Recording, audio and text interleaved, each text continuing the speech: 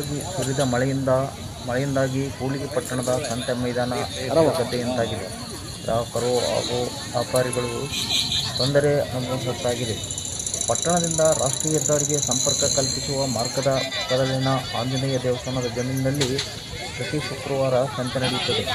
ಪಟ್ಟಣ ಸೇರಿದಂತೆ ಸುತ್ತಮುತ್ತಲ ಗ್ರಾಮಗಳ ಸಾವಿರಾರು ಜನರು ತರಕಾರಿ ಕೊಂಡುಕೊಳ್ಳಲು ಬಂದರೆ ನೂರಾರು ಜನರು ಕಳೆದ ಒಂದು ವಾರದಿಂದ ನಿರಂತರವಾಗಿ ಮಳೆ ಸುರಿಯುತ್ತಿರುವುದರಿಂದ ಸಂತೆ ಮೈದಾನ ವಿವಿಧ ಗ್ರಾಹಕರು ತರಕಾರಿ ಸೇರಿದಂತೆ ಸಂತೆಯಲ್ಲಿ ಸಿಗುವ ಸರಕುಗಳನ್ನು ಕೊಂಡುಕೊಳ್ಳಲು ಹರಸಾಹಸ ಪಡುವಂತಾಗಿದೆ. ಪಟ್ಟಣ ಪಂಚಾಯಿತಿಯಿಂದ ಮಣ್ಣನ್ನು ಹಾಕಿಸಿದ್ದರೂ ಯಾವುದೇ ಪ್ರಯೋಜನವಾಗಿಲ್ಲ. ಗ್ರಾಹಕರು ನಡೆದಾಡುವಾಗ ಮಾರಾಟಕ್ಕಿಟ್ಟ ವಸ್ತುವಿನ ಮೇಲೆ ಕೆಸರು ಸಿಡಿಯುತ್ತದೆ. ಇದರಿಂದ ವ್ಯಾಪಾರಕ್ಕೆ ತೊಂದರೆಯಾಗಿದ್ದು ಅಂಥ ಕಡೆ ಗ್ರಾಹಕರು ಸುಳಿಯುತ್ತದೆ ಎಂದು ವ್ಯಾಪಾರಸ್ಥರು ಅಸಮಾಧಾನ ವ್ಯಕ್ತಪಡಿಸಿದರು. ಈ ಮೊದಲು ಈ ಮೈದಾನ ಗದ್ದೆಯಾಗಿದ್ದು ಈಗಲೂ ಅದೇ ಮಣ್ಣು ಹೆಚ್ಚಾಗಿರುವುದರಿಂದ ಮಳೆ ಬಂದರೆ ಗದ್ದೆಯಂತಾಗುತ್ತದೆ. ಆದ್ದರಿಂದ ಪಟ್ಟಣ ಪಂಚಾಯಿತಿಯಿಂದ ಹಾಕಿ ವ್ಯಾಪಾರಸ್ಥರಿಗೆ ಹಾಗೂ ಗ್ರಾಹಕರಿಗೆ ಅನುಕೂಲ ಮಾಡಿಕೊಡಬೇಕು ಎಂದು ಸಿಪಿಐ ಪಕ್ಷದ ಜಿಲ್ಲಾ ಕಾರ್ಯದರ್ಶಿ ಶಿವರಣ್ಣ ಆಗ್ರಹಿಸಿದ್ದಾರೆ. ಬೆಳಗ್ಗೆ ಸಂತೆಗೆಂದು ಬಂದಿದ್ದ ಕಾಂಗ್ರೆಸ್ ಮುಖಂಡ ಕೋಗಳೆ ಮಂಜುನಾಥ್ ಪಟ್ಟಣ ಪಂಚಾಯತ್ ಮುಖ್ಯಾಧಿಕಾರಿ ಫಿರೋಜ್ ಖಾನ್ ಹಾಗೂ ಆರೋಗ್ಯ ನಿರೀಕ್ಷಣಾಧಿಕಾರಿ ಗೀತಾ ಅವರಿಗೆ ಫೋನ್ ಮಾಡಿ ಕೆಸರುಗದ್ದೆಯಾದ ಸಂತ ಮೈದಾನಕ್ಕೆ ಮಣ್ಣನ್ನು ಹಾಕಿ ಸರಿ ಮಾಡಲು ಸೂಚಿಸಿ ಶಾಸಕರೊಂದಿಗೆ ಮಾತನಾಡಿ ಅಗತ್ಯ ಸಹಕಾರ ಕೊಡಿಸುವುದಾಗಿ ಹೇಳಿದರು. ಈ ಸಂದರ್ಭದಲ್ಲಿ ಪಟ್ಟಣ ಪಂಚಾಯತಿ ಮುಖ್ಯಾಧಿಕಾರಿ ಫಿರೋಜ್ ಖಾನ್ ತಿಳಿಸಿದ್ದು, ಮುಂದಿನ ದಿನಗಳಲ್ಲಿ ಸಂತೆ ಮೈದಾನಕ್ಕೆ ಮಣ್ಣನ್ನು ಹಾಕಿಸಿ ಕೆಸರು ಆಗದಂತೆ ನೋಡಿಕೊಳ್ಳಲಾಗುವುದು ಎಂದು ಅವರು ಈ ಸಂದರ್ಭದಲ್ಲಿ ಹೇಳಿದರು.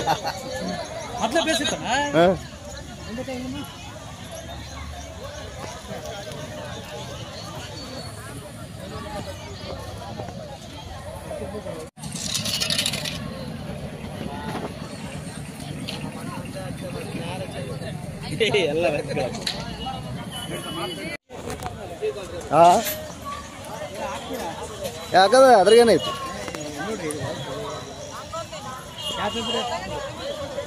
ನಿನ್ನೆ ಹೇಳಿ ನದಿಗೆ ಮಣ್ಣು ಕೆಡಬಾಡ್ರಲ್ಲ ಬಾಡಿರ ಮೊದ್ಲೇ ಬೇಸಿತ್ತಲ್ಲ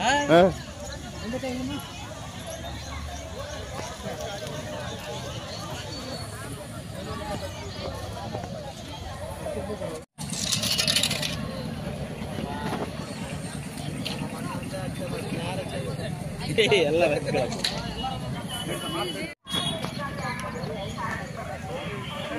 ಅಲ್ಲಿ ಪೂರ್ತಿ ಕೆಸರಿದ್ದಾಗ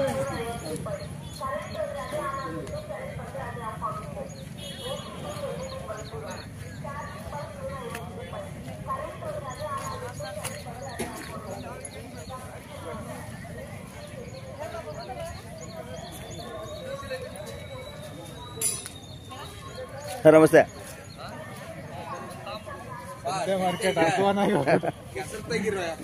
ಮಾತಾಡ ಮೊದಲು ಕೆಸರು ತೆಗೆದು ಬಿಟ್ರೆ ಅರ್ಧ ಹಾಳಾರ ಹಾಕತ್ ನೋಡ್ರಪ್ಪ ಜನಕ್ಕೆ. ಯಾರು ತೆಗಿಬೇಕು?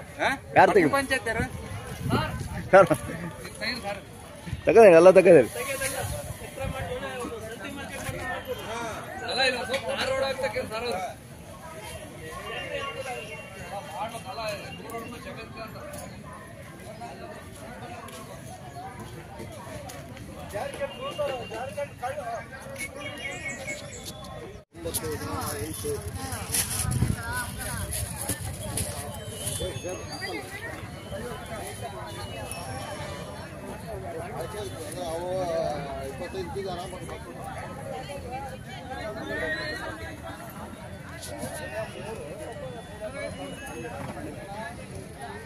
ಹೇಳ್ಕೊಂಬ್ರಡ್.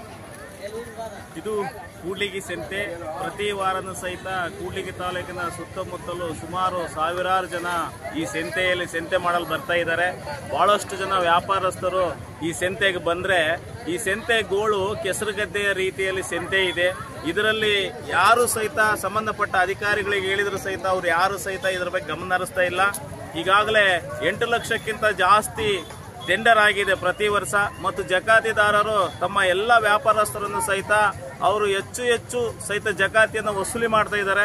ಈಗಾಗಲೇ ಸಂಬಂಧಪಟ್ಟ ಚೀಫ್ ಆಫೀಸರ್ ಮುಖ್ಯಾಧಿಕಾರಿ ಫಿರೋಜ್ ಖಾನ್ ಅವರಿಗೆ ಹೇಳಿದ್ರೆ ಫಿರೋಜ್ ಖಾನ್ ಹೇಳ್ತಾ ಇದ್ದಾರೆ, ನಾವು ಯಾವುದೋ ಸಂತೆಗೆ ಈಗಾಗಲೇ ಏನೋ ನೀರು ಹೋಗಂಗೆ ಮಾಡಿದೀವಿ, ಕೆಲಸ ಮಾಡಿದೀವಿ, ಕಾಮಗಾರಿ ಮಾಡಿದೀವಿ ಅಂತ ಹೇಳ್ತಾ ಇದ್ದಾರೆ. ಇಲ್ಲಿ ಯಾವುದೇ ಕಾಮಗಾರಿ ಇಲ್ಲ. ಇಲ್ಲೆಲ್ಲ ನೋಡ್ತಾ ಇರ್ಬೋದು. ಈ ರಸ್ತೆ ಯಾವ ರೀತಿಯಲ್ಲಿ ಇದೆ ಅಂದ್ರೆ ಯಾವ ಮನುಷ್ಯನೂ ಸಹಿತ ಇಲ್ಲಿ ಓಡಾಡಕ್ಕಾಗಲ್ಲ. ಇಂಥ ಪರಿಸ್ಥಿತಿಯಲ್ಲಿ ಆರೋಗ್ಯಕ್ಕೆ ಸುರಕ್ಷಿತವಾಗಿರ್ಲಿ ಅಂತೇಳಿ ಜನ ತರಕಾರಿಯನ್ನ ಮತ್ತು ಇಲ್ಲೆಲ್ಲ ವ್ಯಾಪಾರವನ್ನ ಮಾಡ್ತಿದ್ದಾರೆ. ವ್ಯಾಪಾರ ಮಾಡೋದು ಒಂದು ಎಷ್ಟು ಸಮಸ್ಯೆ ಅನ್ನೋದಕ್ಕಿಂತ ಈ ತರಕಾರಿಯನ್ನ ಕೊಂಡ್ಕೊಳ್ಳಿಕ್ಕೆ ಬರುವಂತ ಜನರದ ಗೋಳು ಸಹಿತ ಇಲ್ಲಿ ಹೇಳಕ್ ಆಗ್ತಾ ಇಲ್ಲ. ಇಲ್ಲಿ ಮೇನು ಇವರ ಅನುದಾನ, ಜನರಿಂದ ಅನುದಾನ ಸರ್ಕಾರದ ಸಂಬಂಧಪಟ್ಟ ಇಲಾಖೆಯ ಮುಖ್ಯಾಧಿಕಾರಿ ಪಟ್ಟಣ ಪಂಚಾಯತಿ ಅವರು ತಗೊಂಡ್ರು ಸಹಿತ ಅನುದಾನ ಯಾವುದಕ್ಕೆ ದುರ್ಬಳಕೆ ಮಾಡ್ತಿದ್ದಾರೆ ಎಂಬುದೇ ಗೊತ್ತಾಗ್ತಾ ಇಲ್ಲ.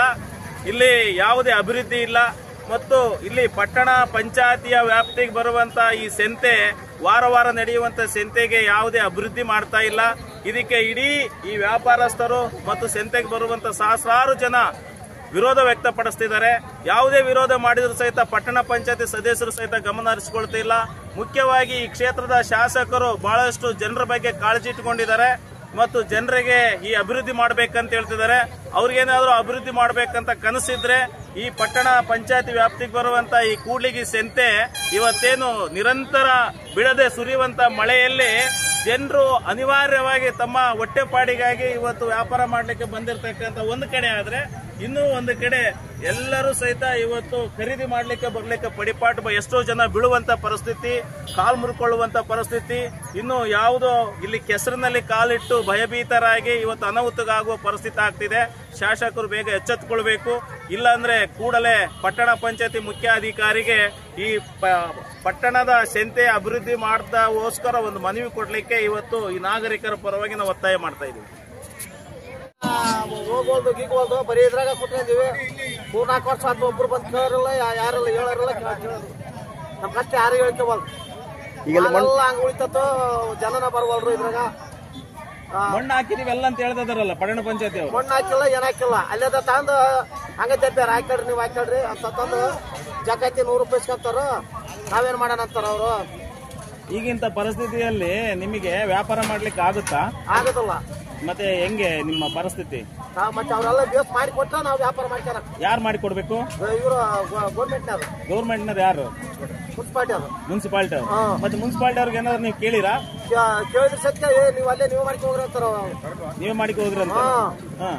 ಜಕಾತಿ 100 ರೂಪಾಯಿ ಇಸ್ಕೊಂತಾರ. 100 ರೂಪಾಯಿ ಇಸ್ಕೊಳ್ತಾರ ಪ್ರತಿದಿನ? ವಾರಕ್ಕೊಂದ 100 ರೂಪಾಯಿ. ವಾರಕ್ಕೊಂದ್ಸರಿ 100 ರೂಪಾಯಿ ಇಸ್ಕೊಳ್ತಾರ. ಮತ್ತೆ ನೀವು ಇದನ್ನ ಶಾಸಕರ ಜೊತೆ ಏನಾದ್ರು ಒಂದ್ಸರಿ ಹೇಳ್ಬೇಕಲ್ಲ?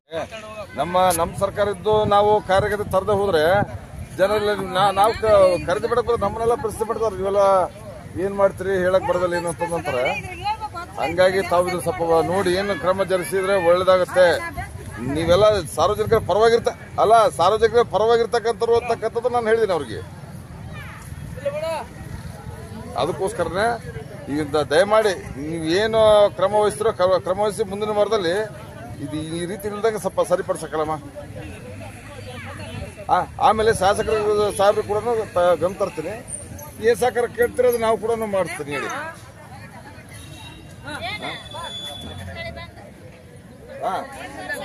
ಹೇಳಿ ಹೇಳಿ ಹೇಳಿ ಮನೆ ಮುಖ್ಯಾಧಿಕಾರಿಗಳು ಹೇಳ್ರಿ.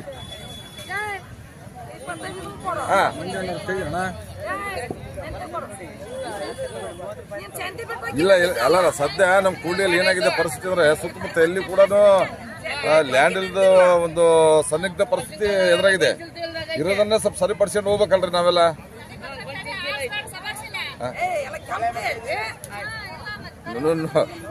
ಸನ್ಮಾನ್ಯ ಗೌರವ ಅಂತ ಸ್ವಲ್ಪ ಇದನ್ನ ನೋಡಿ ಹೇಗಾದ್ರೂ ಮಾಡಿ ಜನರಿಗಿಂತ ಒಂದು ಕಷ್ಟ ಅನ್ನೋದ್ರಿಂದ ಪಾರ್ ಮಾಡಕ್ ನೀವು ಅನುಕೂಲ ಮಾಡಿ. ಏನ್ ಸರ್? Okay, thank you.